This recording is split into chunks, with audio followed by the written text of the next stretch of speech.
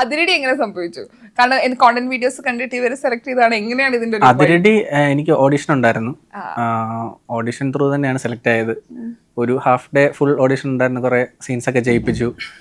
അത് എന്നിട്ട് അവർ ഷൂട്ട് ചെയ്തിട്ടുണ്ടായിരുന്നു.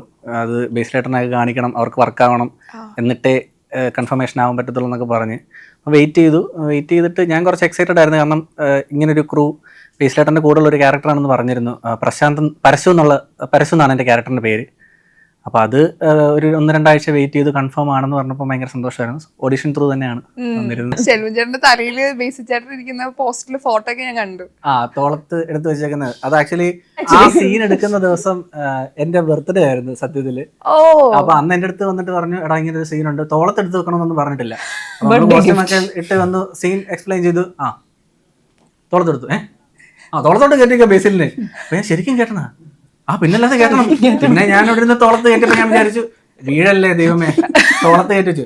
ഇനി അവിടെ നിന്ന് ഇങ്ങി വരെ ഓടിവാ, തോളത്ത് വെച്ചോണ്ടാ ചെല്ലു പോ ചെയ്. പിന്നെ അതൊരു ഒരു ഭയങ്കര നല്ലൊരു വൈബായിരുന്നോണ്ട് ചെയ്തു. കാരണം തോളത്തൊക്കെ എടുത്ത് വെച്ച് കുറച്ച് ചാടിയൊക്കെ വന്നു. ലൈറ്റ് വെയിറ്റ് ആയതുകൊണ്ട് വലിയ കുഴപ്പമുണ്ടായില്ല.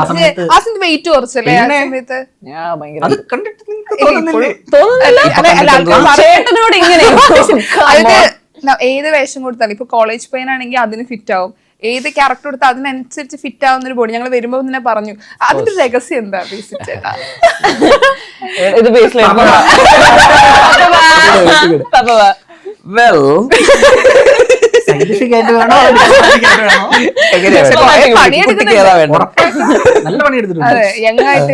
പണിയെടുത്തിട്ടുണ്ട്. പട്ടിപ്പണി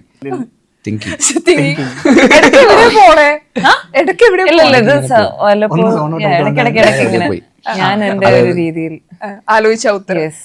നീ എന്തുത്തരം പറയുന്നതാണോ? നീ ഉത്തരം പറയണ്ട, എന്നോടല്ലേ ചോദ്യം ചോദിച്ചത്. ഞാൻ എവിടെയെങ്കിലും കള്ളം പറയാണോ എന്നൊന്ന് സ്പോട്ട് ചെയ്യാനായിട്ട് ഇങ്ങനെ ചിലപ്പോഴിങ്ങനെ ആഡ് ചെയ്ത് പറയും. വെയിറ്റ് കുറച്ചത് അതല്ല, വെയിറ്റ് ഈ പറയുന്ന പോലെ മരണമാസ് കഴിഞ്ഞിട്ട് പിന്നെ കുറച്ചു കാലം സിനിമ ഒന്നും ചെയ്തിട്ടുണ്ടായിരുന്നില്ല. അപ്പോൾ ഈ അതിരടിക്ക് വേണ്ടിയിട്ട് ഇങ്ങനെ ലൈക്ക് അങ്ങനെ. അപ്പോൾ കോളേജ് എന്നൊക്കെ പറയുമ്പോൾ കുറച്ചധികം ഒരു ട്രാൻസ്ഫോർമേഷൻ വേണമല്ലോ. ചുമ്മാ താടി പഠിച്ചു വന്നിട്ട് കോളേജ് പോയി കഴിഞ്ഞാൽ അയ്യ എന്ന് പറയില്ലേ. അപ്പം അത് കാരണം വർക്കൗട്ട് ചെയ്തു നന്നായിട്ട്. ഭയങ്കര ഡയറ്റ് ഉണ്ടായിരുന്നു, ഫാസ്റ്റിംഗ് ചെയ്തു, ഭയങ്കര വർക്കൗട്ടൊക്കെ ചെയ്തു. അങ്ങനെയൊക്കെ ചെയ്ത് ലൈക്ക് ഒരു 8-10 മാസം അതിന് വേണ്ടി തന്നെ മെനക്കെട്ട് പണിയെടുത്ത്. പിന്നെ നോക്കിയപ്പോൾ അത് കൊള്ളാം, അതപ്പോൾ അങ്ങനെ മെയിൻറ്റെയിൻ ചെയ്യാന്ന് വിചാരിച്ചു. അങ്ങനെയാണ് ഇപ്പൊ ഇങ്ങനെ. ഇപ്പൊ ഞാൻ തടി കുറഞ്ഞായിട്ട് ആ സമയത്ത് വണ്ണം കുറഞ്ഞാന്ന് തോന്നുന്നു.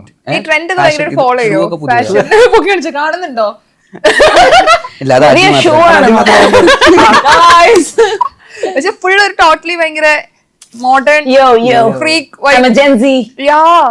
അത്ര ഇല്ല അതൊക്കെ ട്രൈ ചെയ്തില്ല. ഇപ്പൊ ബേസിച്ചേട്ടൻ്റെ ഒരു ജേർണി എന്ന് പറഞ്ഞാൽ കുറച്ചധികം ഹാർഡ് വർക്ക് ചെയ്ത് സക്സസ് ആയിട്ടുള്ള ഒരാളാണ്. ഇപ്പൊ സർവമായി കഴിഞ്ഞ ഒരൊറ്റ ദിവസം കൊണ്ട് എന്താ ഒരു പോക്ക് പോയല്ലോ.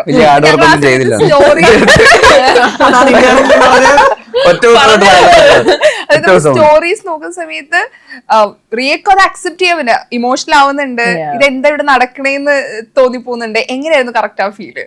ഭയങ്കര ജെന്യുവൻലി ഭയങ്കര ഇമോഷണൽ ആയിരുന്നു. ബിക്കോസ് എനിക്ക് ഈ റോള് കിട്ടിയപ്പോ തൊട്ട് I was very excited. Like ഭയങ്കര ഒരു ലൈക്ക് എനിക്ക് 1 ലൈനിൽ തന്നെ പറഞ്ഞപ്പോ ഇത് ഗോസ്റ്റ് ആണ്. That's interesting. അപ്പൊ അങ്ങനെ കേട്ടപ്പോഴേ എക്സൈറ്റഡ് ആണ് ഞാൻ ഷൂട്ടിൽ പോവാൻ. സോ ഓവറോൾ ലൈക്ക് ഷൂട്ടിൽ തന്നെ ലൈക്ക് ജസ്റ്റ് നമ്മളിങ്ങനെ ദിവസങ്ങൾ പോകുന്ന പോലെ തോന്നിയില്ല. സോ ദെൻ റിലീസ് ആയപ്പോ ഒരു ഇറ്റ് വാസ് ജസ്റ്റ് ലൈക്ക് ഒന്നും ആലോചിച്ചില്ല. I was just like very calm before the release. Release കഴിഞ്ഞപ്പോ ഇങ്ങനെ മെസ്സേജസ് ഇങ്ങനെ കിട്ടിക്കൊണ്ടിരിക്കുകയാണ്. And we are getting good response. It was like ഒരു ബ്ലർ. എനിക്ക് പെട്ടെന്ന് ഇങ്ങനെ ബ്ലർ ആയിരുന്നു. എനിക്കിങ്ങനെ എല്ലാവരും ഇങ്ങനെ കുറെ രസമായിട്ട് ഇങ്ങനെ പറയുന്നു. Like stuck. ലൈക്ക് നമുക്ക് എക്സ്ട്രീം ഒരു സന്തോഷം മൊമെന്റ് ആണ്. But at that moment you like ഇത് റിയൽ ആണോ അങ്ങനെ ഡൈജസ്റ്റ് ചെയ്യേണ്ടി വരുന്ന ഒരു ഇത്. ആൻഡ് ലൈക്ക് ദുബായിലായിരുന്നു നമ്മളെ പടം കണ്ടത്. പിന്നെ അത് കഴിഞ്ഞിട്ട് തിരിച്ച് എത്തിയപ്പോ ആൾക്കാർ പെട്ടെന്ന് ലൈക്ക് റിസീവ് ചെയ്യുന്നു. Because people start seeing you differently.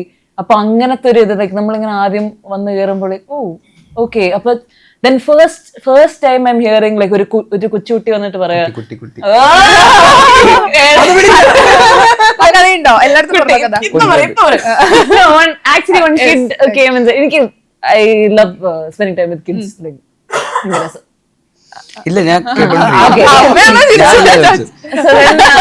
ഒരു കൊച്ചുകുട്ടി വന്നിട്ട് ആദ്യം പറയാം ഡെലുലു രജിസ്റ്റർ ആയി രജിസ്റ്റർ ആയി അവരാ ലൈക്ക് അത്രയും seeing me as the character. പിന്നെ ഫസ്റ്റ് ടൈം നമ്മളൊരു തിയേറ്റർ വിസിറ്റ് ചെയ്തപ്പോ ലൈക്ക് ഞാൻ ഭയങ്കര ഇമോഷണൽ ആയി. എല്ലാരും കണ്ട് ഞാൻ കരയുന്ന അങ്ങനെയൊക്കെ.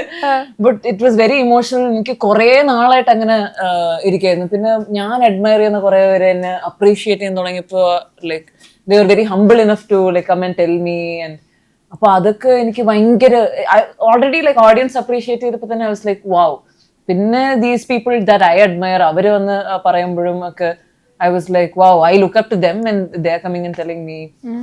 പെട്ടെന്ന് എനിക്ക് ഓർമ്മ വന്നു മഞ്ജു വാര്യർ ചേച്ചി പറഞ്ഞപ്പോഴൊക്കെ I was like whoa, like Manju ചേച്ചി guys അങ്ങനത്തെ ഒരു ഭയങ്കര ഒരു I was very emotional for a second because we look up to them. Dance portion ഒക്കെ ചെയ്തപ്പോ ദാറ്റ് ക്ലാസിക്കൽ പോർഷൻ ഒക്കെ എനിക്ക് ഭയങ്കര നെർവസ്. ഞാൻ ക്ലാസിക്കൽ ഇതുവരെ ചെയ്തിട്ടില്ല. സോ ദെൻ ഞാൻ ഇങ്ങനെ ഇരിക്കുമ്പോ കുറെ പേര് മഞ്ജു ചേച്ചിയുടെ കുറെ സ്റ്റോറീസ് ഇങ്ങനെ പറയും ലൈക്ക് ഇങ്ങനെ ആ ഒറ്റൊരു ദിവസത്തിൽ വലിയൊരു 2 minutes ഡാൻസ് ഒക്കെ ചെയ്ത്. ഞാൻ പിന്നെ ഒരു ഡാൻസ് ഷൂട്ട് ചെയ്യുന്നതിന് പ്രേ മഞ്ജു ചേച്ചി എന്നെ ഇങ്ങനെ പ്രേ ചെയ്തിട്ടാ ചെയ്തത്. ദെൻ ഇറ്റ് വാസ് ലൈക്ക് അങ്ങനെ ഒരു ഇൻസ്പിറേഷൻ ആയിട്ടുള്ള ആൾക്കാരൊക്കെ അപ്രീഷിയേറ്റ് ചെയ്തപ്പോൾ it was very emotional. Very ഈ സെയിം ഫീൽ തോന്നിയൊരു മൂമെന്റ് ഉണ്ടോ? അല്ലെങ്കിൽ നമ്മുടെ ആദ്യ സിനിമ ഡയറക്ട് ചെയ്ത സമയത്ത് അല്ലെങ്കിൽ ഷോർട്ട് ഫിലിം ഇറങ്ങിയ സമയത്ത് ഈ ആൾക്കാർ കൊള്ളാം, നമ്മൾ ചെയ്യുന്ന വർക്ക് കൊള്ളാം, ആൾക്കാർക്ക് ഇഷ്ടമാവുന്നുണ്ട് എന്നൊരു ഫീൽ വന്നത് എപ്പോഴായിരുന്നു? ആ ഒരു മൂമെന്റ് ഉണ്ടോ? അതെന്റെ ഷോർട്ട് ഫിലിം ഇറങ്ങിയ സമയത്തായിരുന്നു ആദ്യമായിട്ട് അത് കിട്ടുന്നത്. ഈ യൂട്യൂബിൽ ഷോർട്ട് ഫിലിം ഇറങ്ങിയ ആൾക്കാർ കാണാൻ തുടങ്ങി. ആൾക്കാർ വെറുതെ ലൈക്ക് ഞാൻ അന്നേരം ജോലി ചെയ്തുകൊണ്ടിരിക്കുന്ന സമയമായിരുന്നു. അപ്പൊ ഇങ്ങനെ പുറത്തൊക്കെ ഇങ്ങനെ ഇരുന്നു വെറുതെ ഫുഡ് കഴിക്കാനൊക്കെ പോകുമ്പോ മറ്റേ ഷോർട്ട് ഫിലിമിലുള്ള ആളല്ലേ ദാറ്റ് മൊമെന്റ് പറഞ്ഞ പോലെ കൊച്ചുകുട്ടികളൊക്കെ എന്നോ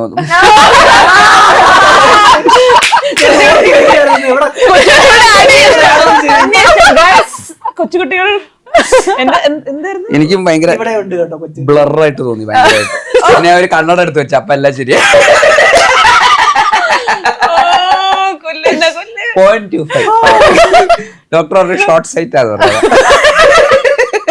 പക്ഷെ അന്നത്തെ ഇൻഫ്ലുവൻസ് കണ്ണാശുപത്രി പോയി അപ്പൊ ശരി.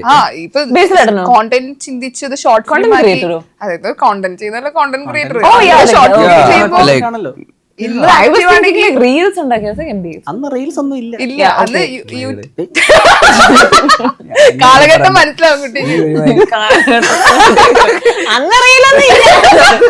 എന്നെ സപ്പോർട്ട് ചെയ്യാൻ ഞാൻ കാശ് ബേസിൽ ചേട്ടൻ കോണ്ടന്റ് ക്രിയേഷനിൽ ഇറങ്ങിയ എങ്ക പോകുന്ന ആർക്കും தெரியாது. ഇതില് പണിയിരിക്ക് സാങ്കുട്ടിയായി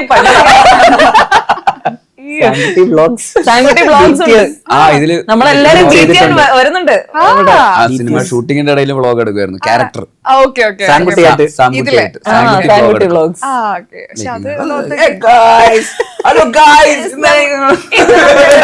സംഭവിക്കാൻ പോകുന്നൊക്കെ പറഞ്ഞിട്ട് ട്രാൻസിഷൻ വീഡിയോ ആളുടെ ഭയങ്കര വൈറലാ. ഈ ആളുടെ കണ്ടിട്ടില്ല? എന്ത് ട്രാൻസിഷൻ ആണ്? മീൻസ് ലൈക്ക് ഞാൻ എക്സ്പ്ലെയിൻ ചെയ്ത് പറയേണ്ടി വരുന്നു, സോറി. ട്രാൻസിഷൻ വീഡിയോ എന്താന്ന് വെച്ചാൽ നമ്മളിങ്ങനെ തിരിയുമ്പോൾ നമ്മളുടെ കോസ്റ്റ്യൂം എല്ലാം മാറും. അതാണ് ട്രാൻസിഷൻ വീഡിയോ. മനസ്സിലായോ? റീൽസ് ഇല്ലാത്ത കാലത്ത് പറ്റി പറയുന്നുണ്ട്. പണ്ടേ ആളുടെയും കൂട്ടി ട്രാൻസിഷൻ ചെയ്യണം കേട്ടോ ഈ നമ്മുടെ അതിരടി സ്പെഷ്യൽ ആയിട്ട്. ശരിക്കും നല്ല ഐഡിയ ആയിരിക്കും. നമ്മൾ ഇങ്ങനെ നിന്നിട്ട് ഇങ്ങനെ തിരിയുമ്പോ ലുക്ക് പുതിയ ഞാൻ തിരിഞ്ഞ ബേസിലായിട്ടാവുന്നു. അത് കൊള്ളാം, അങ്ങനെ ചെയ്യാൻ മറ്റേ മ്യൂസിക് ഒക്കെ ഇട്ടിട്ട്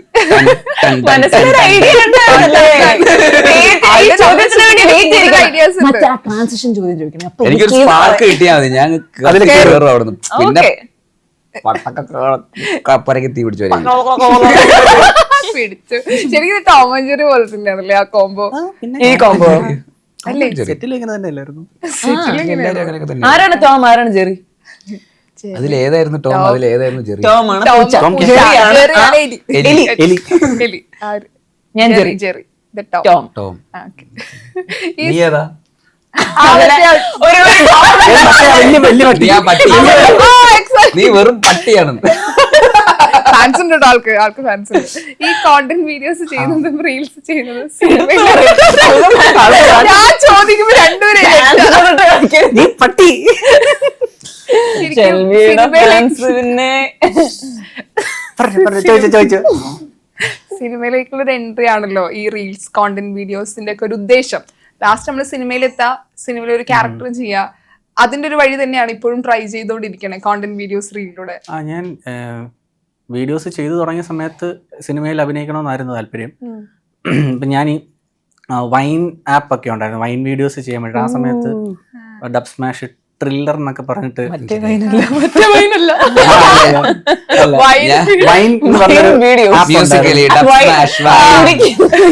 ഓക്കെ. അപ്പൊ ആ സമയത്ത് തൊട്ട് ചെയ്തു തുടങ്ങിയത് scenery. സിനിമയിൽ എന്തെങ്കിലും ചെയ്യണമെന്നുള്ളൊരു ആഗ്രഹം കൊണ്ടാണ്. മ്യൂസിക്കലി എന്താണെന്നറിയോ നിനക്ക്? Come on. ചെയ്തു. Come on. Musically Yeah, musically type. Musically dub ഇല്ല, smash അതിനെ ഇട്ട് കുറിച്ച് തുടങ്ങിയതാ. വേണ്ട. മനസ്സിലായി. നീ പറ. അല്ല, അത് സ്റ്റാർട്ട് ചെയ്ത് തന്നെ സിനിമയിൽ എത്തണം എന്നുള്ളൊരു ആഗ്രഹം കൊണ്ടാണ്. പിന്നെ അത് ഒരു പോയിന്റ് കഴിഞ്ഞപ്പോഴത്തേക്കും യൂട്യൂബ് സ്റ്റാർട്ട് ചെയ്തു, പിന്നെ കോവിഡ് വന്നു. അപ്പോൾ ആ സമയത്തെല്ലാം കണ്ടന്റ് ചെയ്തുകൊണ്ടിരിക്കുന്നുണ്ടായിരുന്നു. ഓഡിഷൻസും കൊടുക്കും, പക്ഷെ ആ സമയത്തും അങ്ങനെ ഒന്നും കിട്ടിയിട്ടൊന്നും ഇല്ലായിരുന്നു. 2019 ജൂൺ എന്ന് പറഞ്ഞ ഫസ്റ്റ് മൂവി ചെയ്തത്. അത് കഴിഞ്ഞിട്ട് പിന്നെ ചെറിയ ക്യാരക്ടർ റോൾസ് എന്ന് പറയാൻ പറ്റത്തില്ല, ചെറിയ ചെറിയ പരിപാടി ചെയ്തിട്ട് അതിരടിയിലാണ് സ്ക്രീൻ സ്പേസ് ഉള്ള ഒരു പരിപാടി ചെയ്യുന്നത്. Okay. He's actually really great. Shelvi. Ready ഇറങ്ങി കഴിഞ്ഞാൽ Yeah. വേറെ ഷെൽവിയുടെ സീൻസ് ഒക്കെ കുറച്ച് വേണമെങ്കിൽ കുറച്ച് ബഹുമാനമൊക്കെ കൊടുത്തോ. നമസ്കാരം. വിളിക്കുമ്പോ ചിലപ്പോ വന്നില്ല എന്നൊക്കെ വരും. ഭയങ്കര രസമാണ്, ഹൈപ്പറാണ്. ആക്ച്വലി നമ്മൾ പേഴ്സണൽ ആയിട്ട് ചെയ്ത സീൻസ് ഒക്കെ ഭയങ്കര ഹൈപ്പർ ആയിരുന്നു. ഈ ആ. അതിരടി പേര് പറയുന്നത് എല്ലാവർക്കും ഫൈറ്റ് സീൻ ഉണ്ടോ? അടി അങ്ങോട്ട് കൊടുക്കുക, തിരിച്ചു വാങ്ങാ പരിപാടി ഉണ്ടോ? അതുകൊണ്ടുണ്ട്. ലൈക്ക് അടി സിനിമയൊന്നും അല്ല, എന്നാലും മൊമെന്റ്സ് പക്ഷെ ഇത് comedy, basically it's A comedy cinema. പക്ഷെ ഇമോഷൻ അങ്ങനത്തെ ലേയേഴ്സും ഉണ്ട്, അടിയും ഉണ്ട്. ഓക്കെ.